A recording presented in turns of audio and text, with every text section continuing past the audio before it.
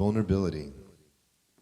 It's one of my favorite topics, as I told Reverend Elizabeth. When we go within that place, you know, first of all, the first time I met Heather was on Skype. You guys remember Skype before Zoom? I've been a practitioner of religious science for a long time, and Heather and I were talking, and I thought she wanted a session with me. It's not what she wanted. It's not what she wanted. And she didn't want any of that either. She was just like, I recognize him, and I just want to meet with him. And so we had our first video chat. She was living up in Marin County, and I in L.A., and in that dialogue, I was just remembering, I'm sitting there just praying, Spirit, speak through me. Get me out of the way. What wants to come through? And it was a power of vulnerability on that call that put us together today, to this moment. I can attest to a place where I've learned in my personal life that when I unzip my heart, there you are. There I am. There we be. And as a man, and I want to speak to the men here, you know, because I've been in meditation circles, coming to spiritual gatherings, and most of them are women. And the men we're learning, we're catching up. We're learning, you know. And not to say to take anything away from any man that's here, but for men generally, there's a great little book that I encourage you men to read. It's called The Knight in Rusty Armor. It's a little book, but it's about this knight who fights dragons. He does what knights do, you know. He's bold, stoic, and strong. And he's sitting at the table in the story, and he's just, his wife doesn't see him. His kids can't see him anymore. He's just always there with his armor on. And he's feeling stuck in this armor that he's wearing, and he ends up crying and crying because he can't take the armor off, and it gets rusted, and he's stuck behind this place of protection. And this whole story goes as he meets these little squirrels and various animals, and it's a beautiful story, but it's about just we men need to take our armor off and go, you know what? Sometimes I have a men's group that I lead up down in Southern Cal. And it's really helping men to share for the first time in a circle of men to go, look, I'm afraid. I have these feelings, you know. Emotionality for us men is kind of a foreign thing sometimes, you know, because we're not sure how to navigate the feelings of our body. And so coming to find out, just living a life of when I say, you know, in our relationship, we have fostered this vulnerable place of just going into me, see. Into me, see. Let me open up and say, you know what? I'm feeling this. I'm feeling this. And it's what bonds us together. And I have a quote from Brene Brown. I don't know if you do either.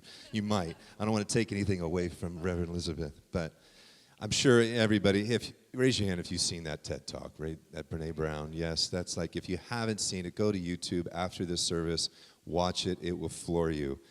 But she says there, and there's this quote, vulnerability is the birthplace of love, belonging, joy, courage, empathy, and creativity. It is the source of hope, empathy, accountability, and authenticity. And I just know that for all of us, you know, I know that this is a cultivation of that in this spiritual center of Awakening Ways. I know that for you. And cultivating that place where we can say, you know, I am you. You are me. We want the same thing. No matter what we believe, we're not the beliefs, we're the believer that's wanting and desiring to be safe, to know that I am one with you and you are one with me. And so in that vulnerable place, I come here with just, you know, it's been a while since we've been here in a place, and I'm scared.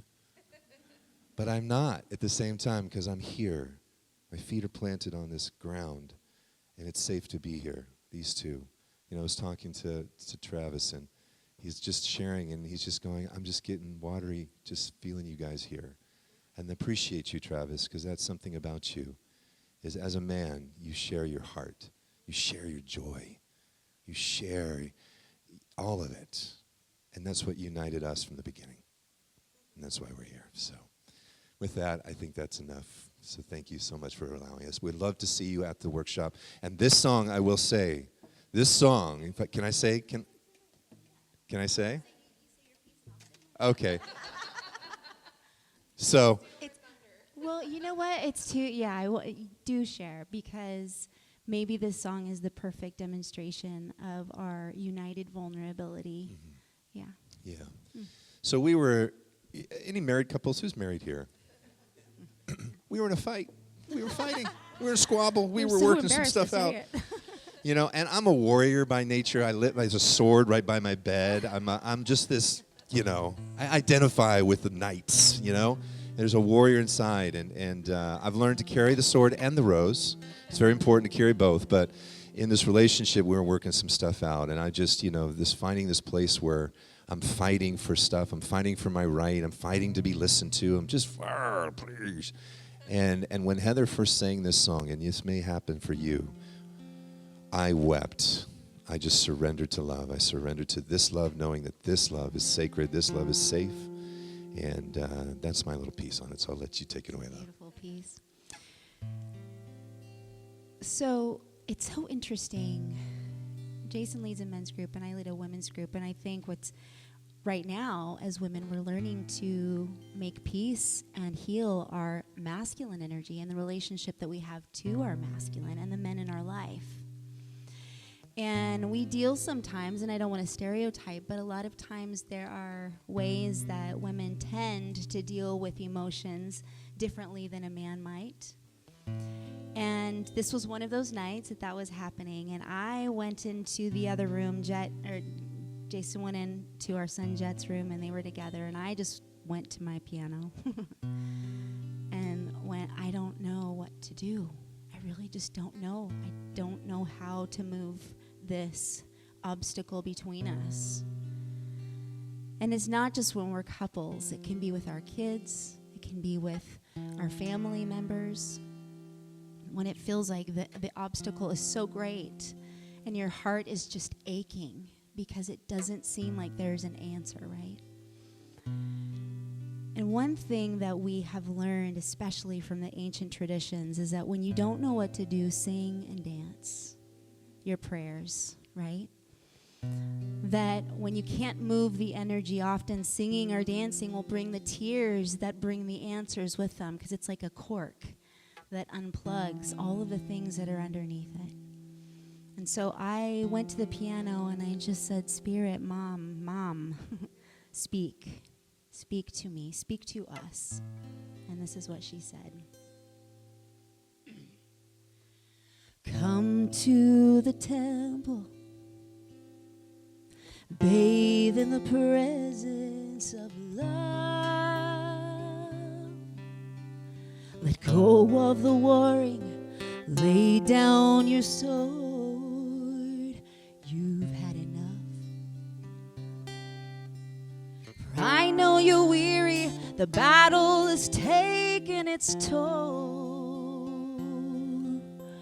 Illusions are shattering, the veil is rent. You're whole.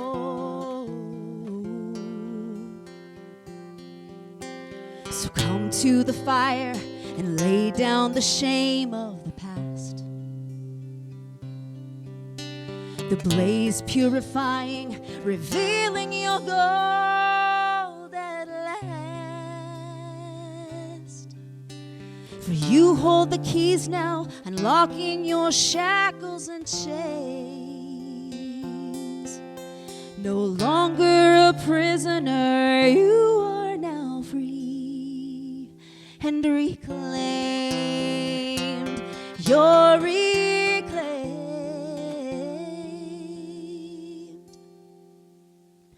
Surrender to my love and trust that you're enough. Allow yourself to breathe and remember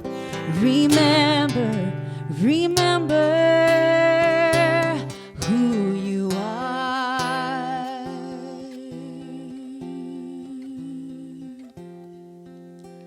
So come to the mystery and give up the stories you know. The path now collapsing, leading us all back to one. No longer divided, the fractals united in peace. And it's time to play now like children of love's destiny. Destiny.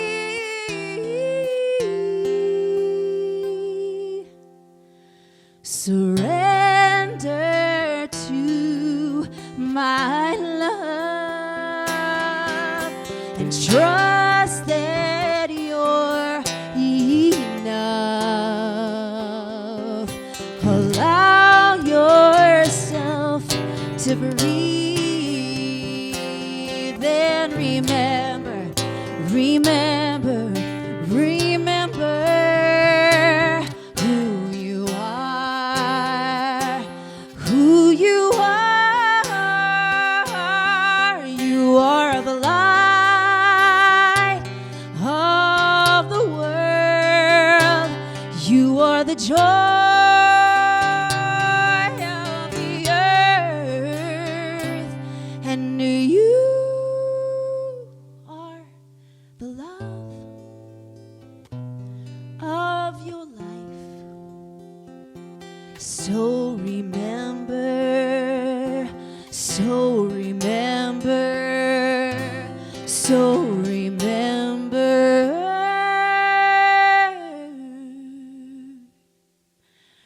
Remember, remember, remember.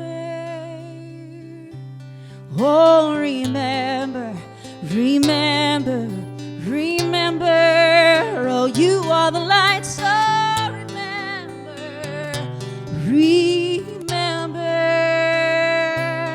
who you are, who you are, who you are. So remember.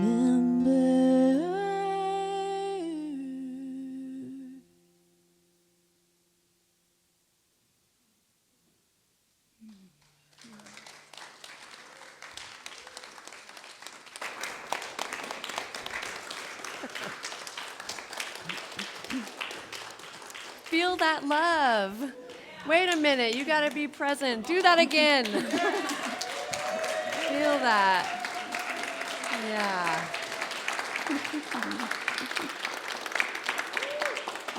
Thank you. Wow. Okay, so I'm thinking like that could be the service and we're done, right? Like that was very fulfilling. But wait, there's more. So, wow, I'm so filled with love. And that song absolutely just opened my heart and had me just be present to the love. So thank you. Are you guys all feeling that too? Yeah. Remembering who you are? So powerful. Wow. Wow. The flute, all of it. Om Namah Shivaya, everything. Our hearts are open. I'm so grateful. So, so letting go and letting in is the topic for today, and I think we just experienced that, you know? Letting go of our thoughts, letting go of the way we think things are supposed to be, letting go of the way we think we're supposed to be. Ooh, that's a big one for me. Letting go of our expectations, letting go of this and that and whatever is standing in the way of that pure, loving essence that is who we are, and letting that in, letting ourselves actually feel the love, letting ourselves feel love, this loving essence that is who we are. I mean, we were born into this existence as children of the beloved, and it is our birthright to experience that love and to experience this presence in all that we do and think and say in our connections. And that's not to say that life doesn't happen, right? We feel the love, and then boom, something punches us in the face, and we're like, ah! And then we get back up, though, don't we? We don't let the things that occur in life that are less than awesome, let's just say, take us out, you know? We feel our feelings, and then we get back up, and we don't allow those things to close us off, to shut us down, to that, because that's the armor that's built, you know, and then that prevents us from experiencing more of the love. And so if you are someone who wants to experience more of that love, the calling is to simply let go of those thoughts, let go of whatever it is that's standing in the way. Wow, you guys inspire me. Thank you. You know? Yes. So today's all about that vulnerability on an individual level, and we were going to look at knowing, allowing, and opening. And for some reason, on this day, Spirit really was calling me to talk about the Bhagavad Gita a little bit. And I was thinking, oh, I don't want to do that. But, you know, Spirit usually wins, always. Yeah. And so I'm going to talk a little bit about that. So specifically, as an example of someone who had to get vulnerable. And so in the Bhagavad Gita, Arjuna is depicted as a skilled warrior. I mean, what are the odds that Spirit wanted me to talk about this? This is for Jason. A skilled warrior and a devoted follower of Lord Krishna. And at the beginning of the Bhagavad Gita, Arjuna is shown as being emotionally vulnerable because he's a little bit confused about what he's supposed to do as this warrior, and he's faced with a great dilemma. And the dilemma is of fighting against his own relatives and teachers in a battle for the throne of Hastinapura. Now, he's vulnerable and he doesn't know what to do, and he's questioning himself. Have you ever experienced that, anybody, right? I don't know what to do with this. I'm not sure. I'm scared. Something's happening. And you have all of these feelings at once, right? But Arjuna was vulnerable, not in his physical abilities or combat skills, but in his emotional and mental state. He didn't know how to move forward. He had doubts, he had fears and confusion, which made him question what was happening and what they were calling him to do. And so through Lord Krishna's teachings, Arjuna gains clarity and understanding of his duties, and then he ultimately regains his confidence as a warrior and goes into to fulfill what is his calling, what is his dharma in the world, right? Even though he doesn't want to. So he has all of these teachings that he learns from Krishna, which are duty and dharma. So Krishna explains to him that it's his duty as a warrior to do these specific things, and it's part of his moral duty, and by fulfilling that dharma, he will be doing what is right and fulfilling his purpose in the world. And then Krishna also teaches him about detachment, which is about him detaching himself from the outcome. This is a great tool for all of us because sometimes we can be fooled by this game of wanting to be right. You know, it's like an unconscious thing that's happening, and we will fight for it, won't we? For that, I am right. But Arjuna detaching himself from the outcome of that battle and focusing only on performing his duty to the best of his ability allowed him to be fully present and 100% in what he was doing. And all the fears and all those failures were left behind. Thirdly, there was self-realization. So Krishna taught Arjuna that about the true nature of the self and the importance of self-realization. By realizing the true nature of self, Arjuna can transcend this temporary nature of life and become aware of his eternal nature. So this is what we do when we drop the armor, you know? We let go of what we think we need to defend and protect and be in this presence of love. Because that's what's really happening here and now. That's all that's happening is this presence of love, this great big love fest, and we're all here and we get to experience the beauty of this. And so how easy then, as we're present to that, how easy to let go of the armor and just shed that armor and be available to experience more of this love. Now, The love of Spirit is profound, and some of us may have had a little bit of an experience of it. Some of us may have had a huge life-altering awareness of it that really causes us to continue forward in our seeking and our greater understanding of it, yes? And so the beautiful thing is, the more we open, the more of that love we get to experience. And so we are amazing, complex human beings, aren't we? We've got a lot of layers. And so if you think you're already there and you already did your work, there's more to be done. It's constant, peeling back the layers of that onion and getting into that beautiful heart space of love. It's so pure and beautiful.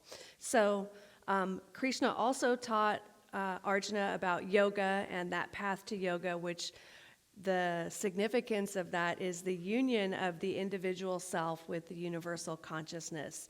And so for Arjuna, through the practice of yoga, he was able to cultivate inner strength, clarity, and peace. Now, when you think about a warrior, do you think about them doing yoga and meditation?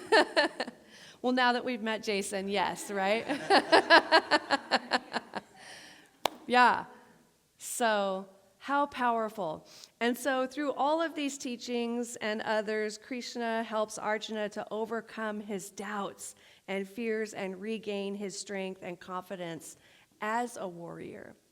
And so for us, how does that apply to us? So for us, we can have this be a metaphor again, just like in the last couple of weeks. We looked at the stories from the Bible as a metaphor. Because you're not going to go out to your chariot outside and get your shield and your sword. Jason might, but I don't know. But you could be a warrior of love. You could be a warrior of truth. You are somebody who is not going to allow the small and petty.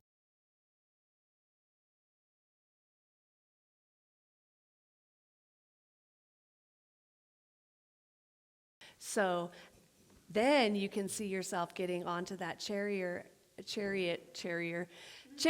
and know that you're a warrior of love. You're a warrior of peace.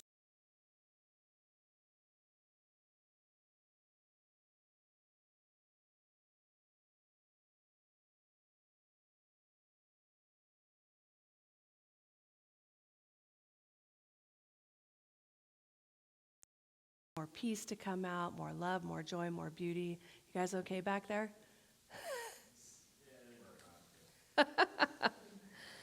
All right.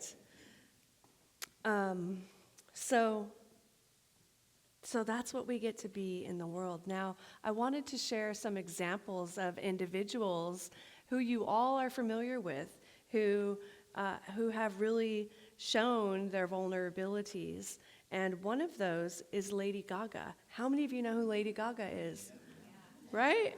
So Lady Gaga is a singer, songwriter, and actress now who has been open about her struggles with mental health, including depression and anxiety. So she has then used her platform to advocate for mental health awareness and to encourage her fans to embrace their own vulnerabilities. And I love that. That is so powerful. And so, because we can project things out and think that there's this perfect emanation, so that if we experience fear or depression or sadness, we think something's wrong with us. But there is nothing wrong with you. If that's what you're experiencing right now, there's nothing wrong with you, and it will pass. And we are here to love that part of you. And I'm inviting you to love that part of yourself too, and bless that part of yourself. That's how we move forward. That's how we open up to shine, shine, shine. And then there's Ellen DeGeneres, who is a comedian, actress, and talk show host, who has also been open about her struggles with depression and also coming out as a lesbian in the public eye. I can't even imagine that. But she has used her platform to promote acceptance and inclusivity and has become an advocate for LGBTQ plus rights. Powerful, again, you know. And so each one of these so far took something that they didn't love the experience of, you know. I can only imagine for Ellen DeGeneres how difficult that was, especially being in the public eye. And can you imagine her experience when she was victorious in her experience of that and was able to be free and vulnerable and powerful in who she is, knowing that she was loved and had this most amazing and successful talk show, right? Wow, so beautiful. And then there's J.K. Rowling, who I often talk about, and she's the author of the Harry Potter series, who has also spoken openly about her struggles with depression and anxiety, and she has been open about her experiences with poverty and domestic abuse, and used her platform to advocate for social justice issues. So the point of all these is that whatever your thing is, you're perfect exactly as you are, and it's okay. It's okay. There's no judgment. The only judgment is that you are loved and that you are perfect exactly as you are and exactly as you are not. Now, I need to throw in one man here, too, who is Dwayne "The Rock" Johnson. You know who he is? The Rock, right? Actor, former professional wrestler, has also struggled with depression, and he's been very open about that experience and his experience with poverty and homelessness as a child. And then he was able to use that as part of his platform to encourage others to, you know, be comfortable and okay with who they are. Be comfortable and okay with where we came from, you know? We're so beautiful and so loved. And it's your story, and Brene Brown would say, it's your story and what you've been through that gives you texture and gives you such great character. Yeah. So we want to hear more about that, you know? And I think sometimes in New Thought teaching or Science of Mind, there's so much talk about love and all the good and positivity, and I know I'm like that. And then, you know, my Facebook posts, they're always good pictures, you know. I mean, I don't post the bad ones, right? But there's an experience of something other than all that magnificence at times, you know. Especially in relationship, right? We too have things. Relationship is the best spiritual practice ever. If you want to walk your walk and talk your talk, get into relationship, right? Because, yeah, you're living in close quarters and and it's like mirror, mirror on the wall, you know? Yeah, it's so beautiful. So I want to share a story about a woman named Maya, and Maya had always struggled with self-doubt and insecurity. And she had this unique sense of style and creativity, but she often held back from expressing herself fully out of fear of judgment from others. Well, one day, Maya decided enough is enough, and she realized that to truly be happy and successful in life, she needed to embrace all of the aspects of herself without fear. She started small by wearing outfits that truly expressed her unique sense of style and gradually began to share her creative talents with others. At first, Maya faced resistance and criticism from those around her, but she refused to let it get to her and continued to stay true to herself. Over time, her confidence and self-assuredness grew, and she began to attract like-minded individuals who appreciated and celebrated her for who she was. As Maya continued to embrace her authentic self, she started to achieve greater and greater success in both her personal and professional life. She landed her dream job as a fashion designer and even started her own clothing line that was celebrated for its unique and bold designs. So through Maya's journey of self-acceptance and self-discovery, she realized that the only way to truly succeed in her life was to be herself. By embracing all aspects of herself without fear, she was able to live a fulfilling and successful life on her terms. And so what we think are parts of us that are broken or parts of us that we want to hide and not allow anybody to see, does anybody have those? Oh, come on, you've got them, right? I want to see them. I see you, yeah.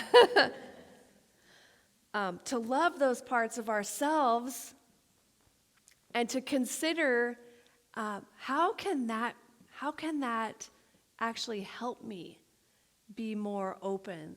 How can this thing that I think is so unlovable, how can I actually open up and allow myself to love that part of myself and then have it be something that brings some kind of good into the world, right? Yeah. So there's a quote by Thomas Troward that goes like this: "The law of flotation was not discovered by contemplating the sinking of things, but by contemplating the floating of things, which floated naturally, and then intelligently asking why they did so." So not by looking at things that were sinking, but by looking at things that were naturally floating and investigating how that occurred. So this quote supports our call to being vulnerable by encouraging us to focus on the natural strengths and abilities that we have within us, and to let those things that we think are our weaknesses or our own limitations to take the back seat and dissolve, so that we can focus on the good of who we are and really being present to that. So the law of flotation, stating that the object will float in a fluid if it is less dense than the fluid, wasn't discovered by looking at things that sank, right? So being open and vulnerable, we're open to our strengths and our natural tendencies that will allow us to thrive. And so looking at these weaknesses and limitations as opportunities to thrive, wow, that's a game changer. What? Right? Just silent clap. What's the sound of no hands clapping? So we can examine what makes us naturally buoyant and resilient, and that'll help us better understand how we can overcome any challenge in our lives. So powerful. So, so what does Arjuna and Thomas Troward and Maya have to do with vulnerability? Well, they share the same story. They share the same story that started out with fear and doubt and uncertainty and afraid to really step out into who they were meant to be and who they felt that they were called to be by Spirit. And so they faced that, and then recognizing their vulnerabilities, they stepped out anyway. And then they succeeded. Lady Gaga, Arjuna, Dwayne the Rock, Maya, and you. You see, this is your story too. You are the Arjuna in your story. And there is something that Spirit has for you to be and do on the planet at this time. And it's up to us not only to say yes, but to put one foot in front of the other and keep on walking and saying yes, even in the midst of adversity, because you might face a little adversity. But you know what? You're going to be totally okay with that because you have Spirit, and whoever has Spirit lacks nothing. Yeah. So I'm going to invite Travis up now to prepare for our prayer. And in conclusion, our willingness to be open and vulnerable with ourselves is an important step in living our lives out loud. It calls us to look at the different aspects of ourselves, and we are empowered to let go of the things that no longer serve us, to let go of the armor that is keeping us from being the love and the light that we came here to be. Yeah. So let's take a deep breath together. Let's take another one.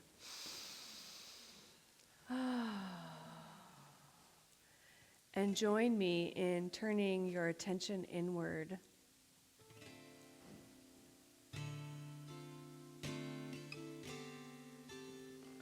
And allow those chords to take you on a journey.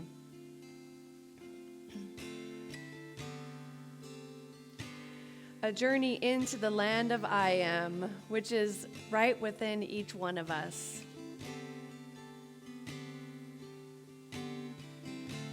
And as we stand in this beautiful place of love that is right within us, we are in the most beautiful, vast, eternal place of all. It is the place where Spirit loves us exactly as we are. It is the place where each one of us remembers that there is only one life. That life is God. That life is perfect, and that life is my life now. And as I remember this truth, I begin to identify with the presence of love. I step into it so that I am one with the one. And I remember that this power and presence of love is a part of who I am too.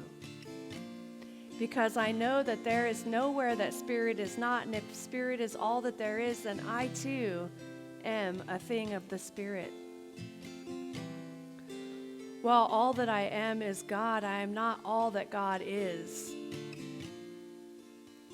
But I remember in this moment that I am a presence of love, that I am a warrior of love, that I'm a warrior of peace and joy and beauty, wisdom, prosperity, and all the good I could ever imagine. And so I know and claim for each one of us that as we go forward from here into the rest of our magnificent Sunday and out into our week, we each experience ourselves as being a stand for something. We are a stand for something, whether it be love or joy, beauty or peace. We are called and invited to be that stand in all that we think, in all that we say, in all that we do, in all that we be. And nothing can stop us because we have set the intention to do so. We are unstoppable in our love. We are unstoppable in our peace. We are unstoppable in our wholeness. We are unstoppable in God. I'm so grateful for this truth. I'm so grateful for this love. And I'm so grateful for this magnificent day. This is a day that God has made, and we are in it, and we are of it, and we are living our lives to the fullest. Anything that would hinder us or block us from experiencing being this presence of light, being this presence of love in the world, is dissolved right now back into the native nothingness from whence it came. We don't need the armor. We know that we are loved and safe in the divine, and all is well. And I'm so grateful for this truth. I'm so grateful for this love. I'm so grateful for this good. And with that gratitude, I can release my prayer now into that loving and creative action of the law, knowing that it is so. I let it go, I let it be, and so it is. Amen. Thank you, Chad. All right.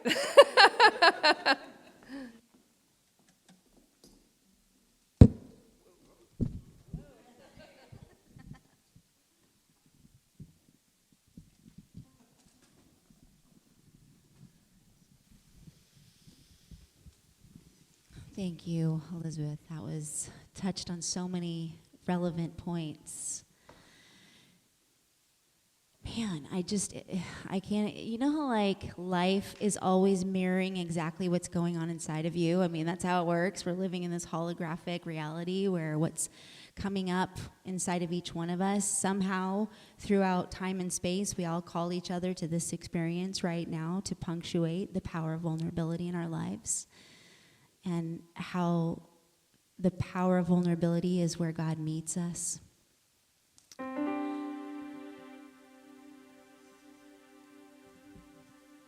I think there's a space where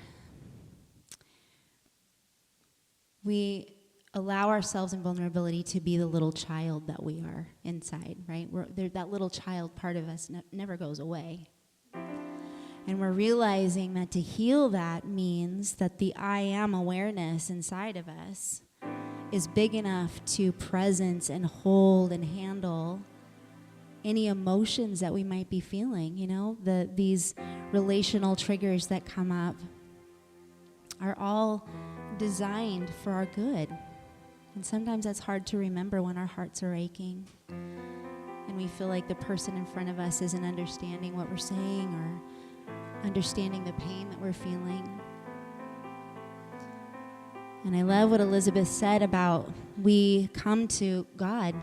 That's our source. That's the one who listens. That's the one who understands. And from that place, we can move forward and be vulnerable in life where our messes turn into our messages, where our heart is held and there's really nothing else to prove, right?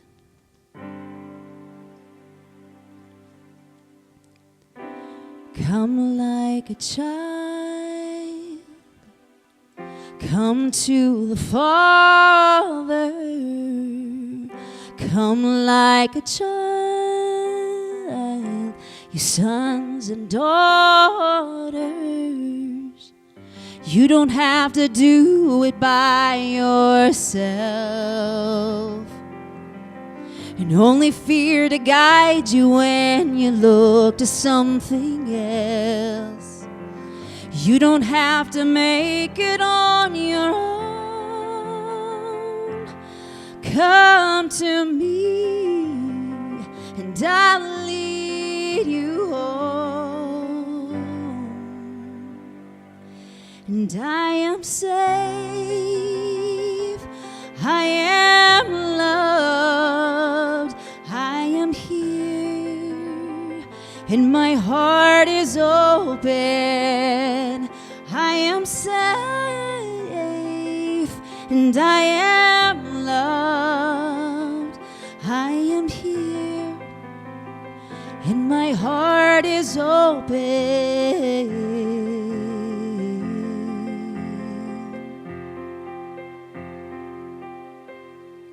Come like a child, come to the mother.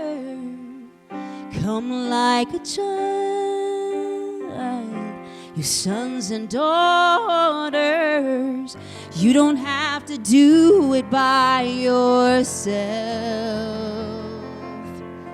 And every fear will bind you when you trust in something else. You don't have to make it on your own. Come to me, I am your home. I am safe,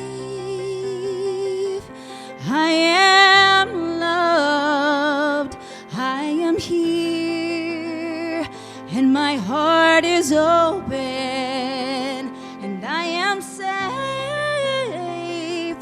I am loved, I am here,